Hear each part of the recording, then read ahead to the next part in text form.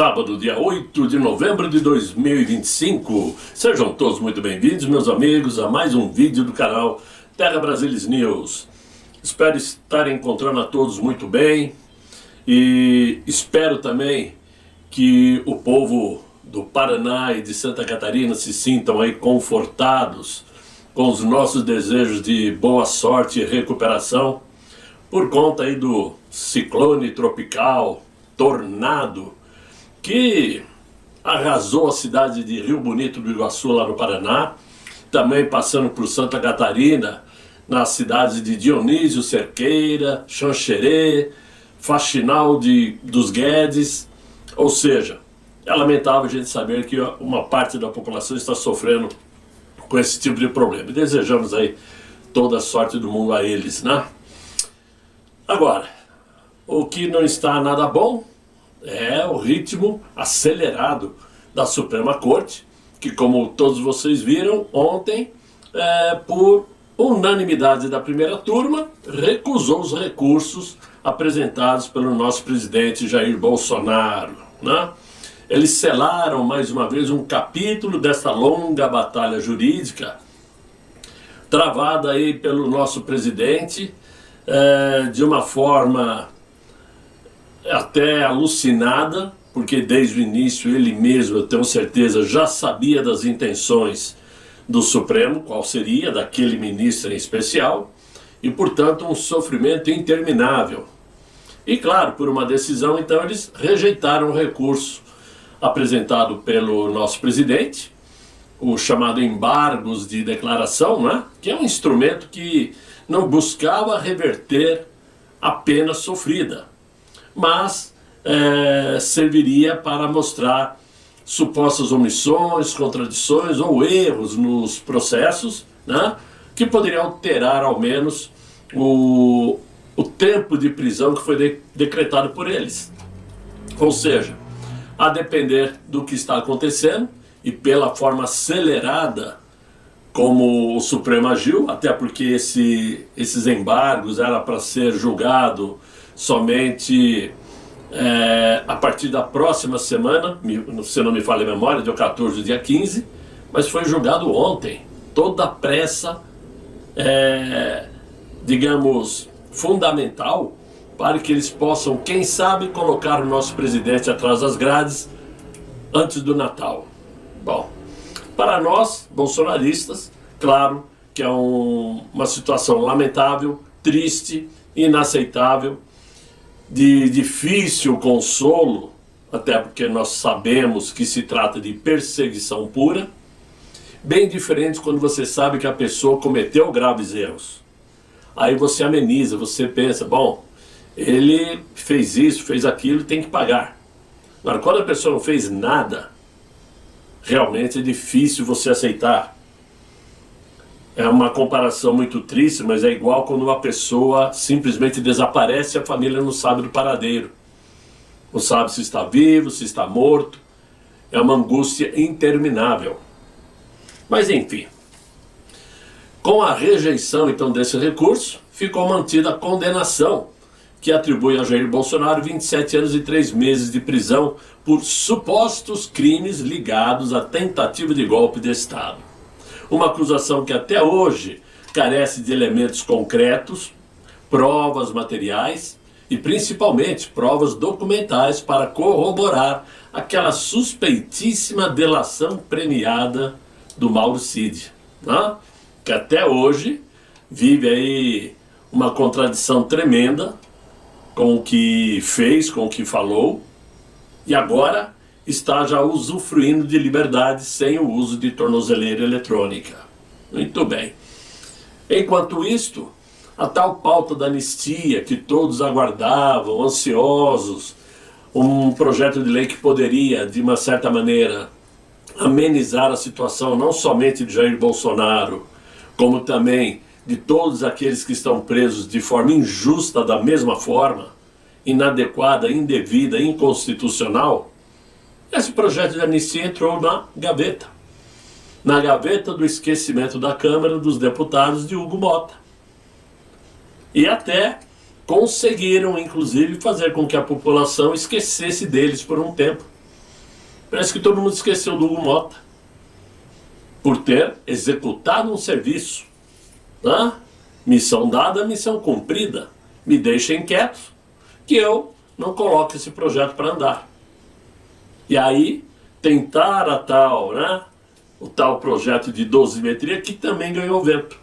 Porque o interesse deles não era facilitar a vida de ninguém. Eles querem punir a todos, mostrar ao mundo que houve um golpe de Estado no Brasil, que houve um líder e que todos os cúmplices foram presos. Esta é a proposta que o atual governo quer usar, né? Propaganda, né? Que esse governo quer usar para mostrar ao mundo como o Inácio correu riscos aqui no Brasil. Foi muito difícil ele tomar posse. Nossa, que dificuldade para subir a rampa. Quase não conseguiu. Então, é difícil aguentarmos essa situação. Agora, fato é que o Brasil vive hoje, meus amigos, uma inversão moral e jurídica sem precedentes. Nunca vimos isto no Brasil. Nunca. Um sistema que deveria proteger a Constituição se transformou num instrumento de perseguição. O devido processo, o que eles chamam de legal, foi substituído por narrativas de manchetes de jornais de quinta categoria, e as provas materiais deram lugar a conjecturas aí de jornalistas ou jornaleiros, né, engajados. Prisões arbitrárias se tornaram espetáculo, enquanto a presunção de inocência virou luxo reservado a poucos. Se forem por parte de pessoas amigos do rei, tudo acontece, mas se não forem, esqueçam. Jair Bolsonaro, assim como outros alvos, é acusado de crimes sem corpo, sem ato e sem armas. Chamam de tentativa de golpe, um episódio em que não houve tanques nas ruas, nem comandos militares, e nem sequer presença física do acusado no país. O que existe de fato é um tribunal de opinião pública, alimentado pela imprensa e legitimado por um judiciário que age como parte e não como árbitro. Essa perseguição midiática construiu aí uma ficção jurídica. Manchetes valem mais que laudos. Colunas de opinião mais do que autos processuais. Transformaram divergência política em delito e críticas em atos antidemocráticos. E o preço desse teatro é a erosão da liberdade. Porque quando os juízes julgam para as câmeras e os jornalistas condenam antes da sentença com exclusividade, o Estado de Direito se desfaz em silêncio e a democracia deixa de existir na prática, restando apenas como uma palavra vazia nos discursos oficiais. Então chegamos a um ponto em que a justiça se tornou um instrumento de vingança política e o jornalismo um tribunal paralelo. Jair Bolsonaro, o único presidente em décadas sem um escândalo de corrupção em seu governo, é tratado como um criminoso por ter desafiado o sistema, que sempre viveu da impunidade e dos compadres. Ele foi condenado sem provas, julgado por narrativas e crucificado por desafiar o establishment. Bolsonaro se tornou aí o mártir de hoje de um Brasil que ainda acredita em Deus, na pátria e na família. O que está em jogo não é apenas a liberdade de um homem, mas o direito de um povo de pensar diferente. O nome Bolsonaro, muito além de um sobrenome, representa hoje uma ruptura. O grito de milhões que se recusam a aceitar o retorno da velha política, que é disfarçada de democracia. Mesmo que o Estado o queira calado, sua voz ecoa nas ruas, nas igrejas, nas redes sociais, né? E também nas coincidências. Coincidências entre aquele que tentou fazer o melhor pelo Brasil né? E que, coincidentemente, praticou um golpe de Estado. Então, fica difícil entender como é possível alguém praticar um ato tão agressivo à nação brasileira no mesmo momento em que está trabalhando pelo bem do povo, colocando em prática promessas de campanha e deixando a população mais segura e mais tranquila quanto ao rumo da nação. Nenhum decreto, sentença ou manchete será capaz de apagar o símbolo que ele se tornou. Podem aprisionar o corpo, mas não aprisionam a ideia. E esse ideal, digamos assim, o de um Brasil livre, conservador e fiel aos seus valores, já se perpetuou muito além de qualquer cela. Coloquem Bolsonaro onde for, mas o seu ideal, as suas ideias, permanecerá viva. É assim que eu penso, e tenho certeza que é assim que vocês pensam também, né? Agora, enquanto isso, nós estamos passando num momento onde todo mundo está, parece que, querendo descobrir quem são aqueles que estiveram juntos e quem são aqueles que traíram o ideal bolsonarista. Há muito tempo nós estamos assistindo nas redes sociais uma batalha onde o cancelamento de pessoas tem sido uma coisa aí interminável. Parece que diariamente escolhem uma vítima para serem cancelados, né? Onde, através de mensagens, de manchetes, de informações dessa imprensa consorciada, que sem provas colocam as manchetes no ar, usando o tal direito de proteger a fonte, faz com que muitos conservadores sigam aquela manchete como verdadeira, como verídica. E aí começa-se então o cancelamento de figuras da direita. Começa então a haver aí uma ruptura de ideias, de pensamentos, onde todos, por incrível que pareça, desejam chegar no mesmo ponto, que é um Brasil livre, um Brasil com liberdade, um Brasil conservador. Só que todos eles, cada um com uma ideia diferente de como chegar lá. É como se fosse uma religião, né? O cristianismo, por exemplo. Todos acreditam em Deus, mas cada religião tem uma forma de transmitir aos fiéis o seu pensamento. Por isso existem diversas igrejas evangélicas, existe o catolicismo, diversas religiões. O fim é o mesmo, é Deus, mas os caminhos são diferentes. E eles não concordam entre si na política. Até porque existem interesses pessoais. Quem quer concorrer a quê? Quem vai ser candidato a quê? Quem vai pedir apoio a fulano, a ciclano? E claro, sempre usando o nome de Bolsonaro. Porque esse é o fiel da balança. Primeiro, se você é bolsonarista. E segundo, se você tem o apoio de Bolsonaro. E aí onde vem aquele questionamento? Como que as pessoas podem dizer que tem o apoio se o próprio presidente Bolsonaro não pode se manifestar, não pode falar, não pode dizer? É por isso que esse assunto lá de Santa Catarina ganhou fama, principalmente nessas 2 últimas semanas, um bate-boca que não acaba mais, todo mundo se digladiando, né? Porque esse movimento conservador de Santa Catarina, que seria para consolidar uma das chapas mais simbólicas do bolsonarismo, com Carlos Bolsonaro e Carolina de Tone, 2 nomes forjados na mesma trincheira ideológica, né, e unidos pela fidelidade de Jair Bolsonaro, parece que está sendo usado para fazer uma divisão, um racha, que muitas pessoas não aceitam quando fazemos esse tipo de afirmação, mas é real, é verídico.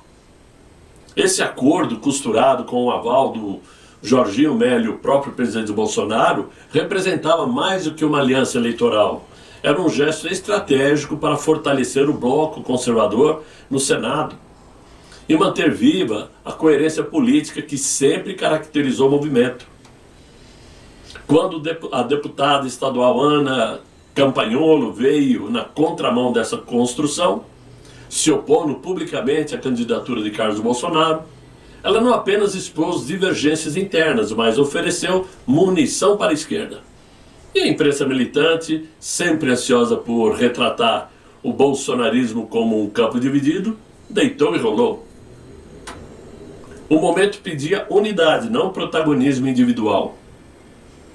A deputada parece ter esquecido que a causa não se trata de escolha pessoal, mas de missão coletiva.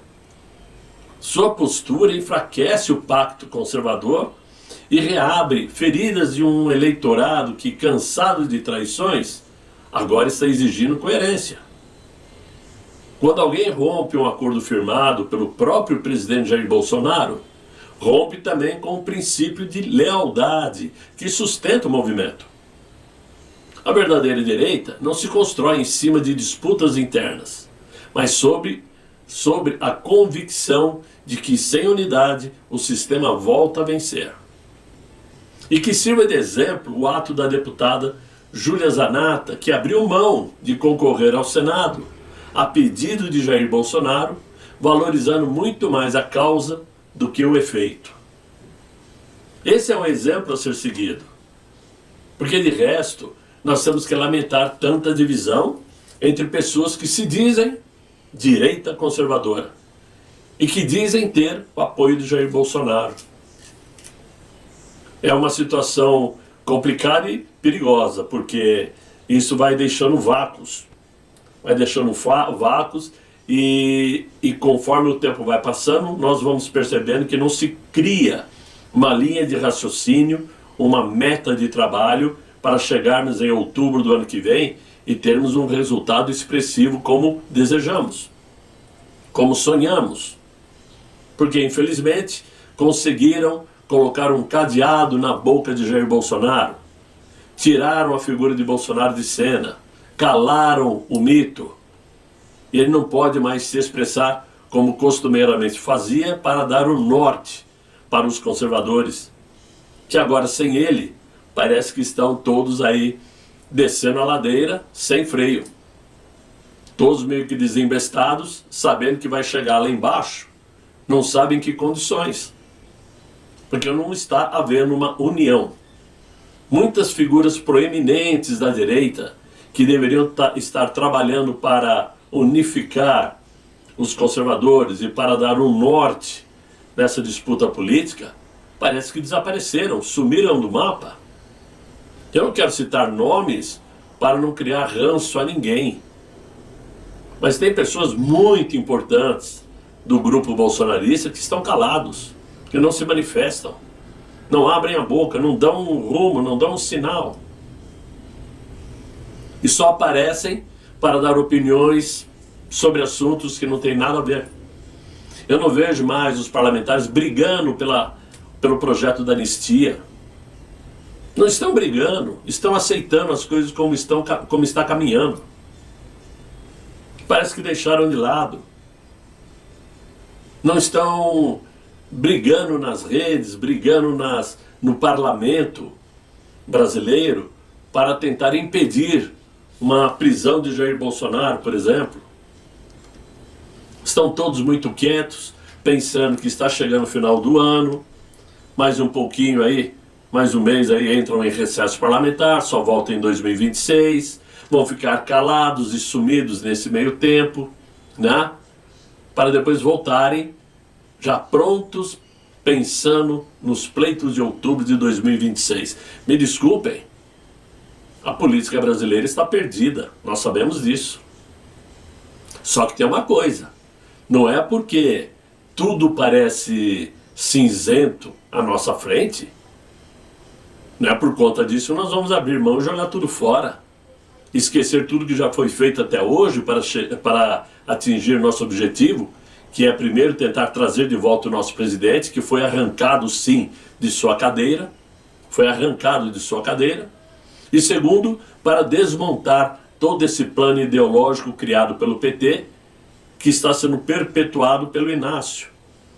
Um plano maléfico, ideológico, rumo ao comunismo, que já não rende frutos em lugar nenhum do mundo. É um projeto de poder falido, que não dá resultado em nenhum lugar. Mas quem está lutando por nós? Me parece então que até agora há pouco, o único que estava de fato lutando era Jair Bolsonaro. Com ele, todo mundo estava falando, bradando, levantando palavras de ordem, gritando, berrando.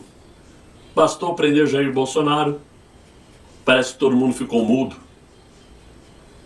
Com raras exceções aí que cabem na palma de uma mão, de pessoas que são fiéis realmente a Jair Bolsonaro.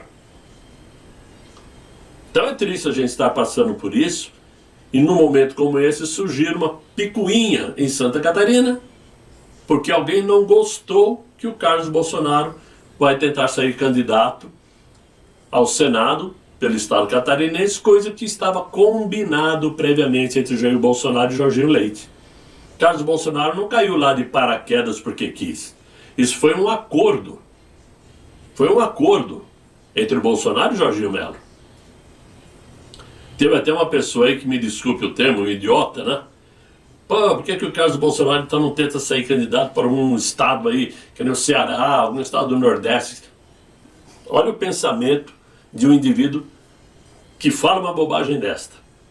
Sair candidato num estado onde é todinho vermelho, qual é a chance do Carlos Bolsonaro ser eleito num lugar desse? Nenhum.